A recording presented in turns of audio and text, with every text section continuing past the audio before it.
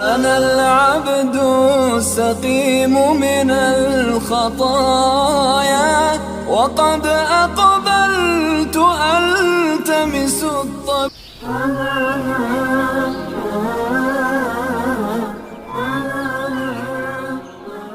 دا سوالات هم د بار ملک نه رالیږلي شوي دي. یو سوال دا دی چې دا مونږ سره غیر مسلمه کسان دي، مسلمانان نه دي، هندوان دي، خو چې مونږ ته دا پته نه لګي چې دا هندو دی که دا مسلمان دی.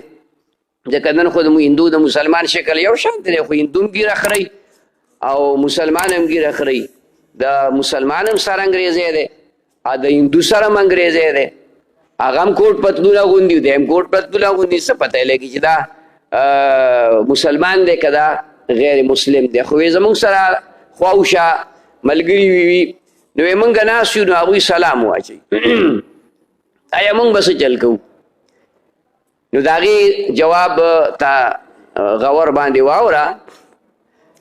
که چرتې جمع روانې درې څلور کسان روانې، څه پکې هندوان وي څه پکې مسلمانان وي، او سلام واچوي، نو هغې ته سلام جواب ورکولی شي. ځکه دا سلام اصل کې تاسو جواب چې ورکوئ نو دا مسلمان ته ورکوئ، دا هندو ته نه ورکوئ. دویم صورت دا که خالص مخلص معلومو چې دا هندو دی او هغه سلام واچو، هندو دپاره هغه سلام واچو، دا یو رواج جوړ دی که نه. هندوان خو د ثواب په نیت سلام نه اچوي، لکه موږ چې د ثواب په نیت سلام اچو.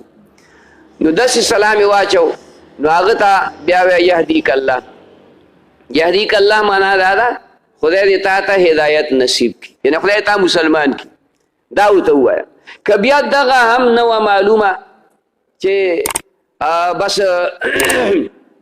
ټول یو شان کې وي، پته نه لګي، لکه څنګه چې د ملګري سوال جواب کړی، نو بس وعلیکم ورته وایه او نیت کې دا راواله چې دا که ته مسلمان یې نو دا ستا دپاره وعلیکم السلام شو، که ته هندو یې نو دا ستا دپاره دعا شو چې الله دې تا ته هدایت نصیب کړي. که جواب هم ورکړي نو دا سلام د دې معنا دا ده چې خدای دې تا د کفر نه سالم کړي، محفوظ کړي، د کفر نه دې الله تا بچ کړي. بیا هم څه خاص نقصان پکې نشته دی، او دا خو چې غیر معلومه خبره وي نو بیا دونه مسله نه ده. دویمه مسله یې دا لیکلې ده چې جانماز باندې مونږ استري کوو، ټول ملګري جانماز باندې استري، او دا تقریبا زمونږ د خلک هم کوي. ډېر ښکلی سوال یې کړی، زما د مزاج مطابق سوال دی. دا یاد وساتئ که چرتې په جانماز باندې د کعبې مبارکې تصویر او یا پې د ګنبد خضرا تصویر نو په دې خو د پاسه خپه ایښودل هم بې ادبي ده. بې ادب محروم من د فضل رب، دا مه کوئ. په هغې باندې خو کېناستل، بلکې زموږ والد صاحب رحمه الله هغې به په دغه جانماز باندې مونځ هم نه کوو، مونځ پې کېږي. دا مطلب د هغه چې یاره زما دا زنګونان په دغې کعبې مبارکې په دې تصویر باندې راځي، او یا سړی داسې راوګرځي دعا دپاره یا تسبیحاتو دپاره، نو بلکل په هغه ګنبد خضرا یا ده، ځکه دا خو په دې منځ کې د جانماز که نه، نو د هغې باندې د پاسه سړی کښېني، نو دا د هغې بې ادبي کېږي. اگر چې دا تصویر دی، خو تصویر دا هم چې کوم دی هغه قابلې احترام، یا لکه د خدای بنده دا خو د کعبې مبارکې تصویر دی، او دا خو چې کومه دی نو د ګنبد خضرا تصویر دی. ته راشه په پاکستان کې د جناح صاحب د تصویر څومره احترام دی، د جناح صاحب د تصویر احترام شته که نشته؟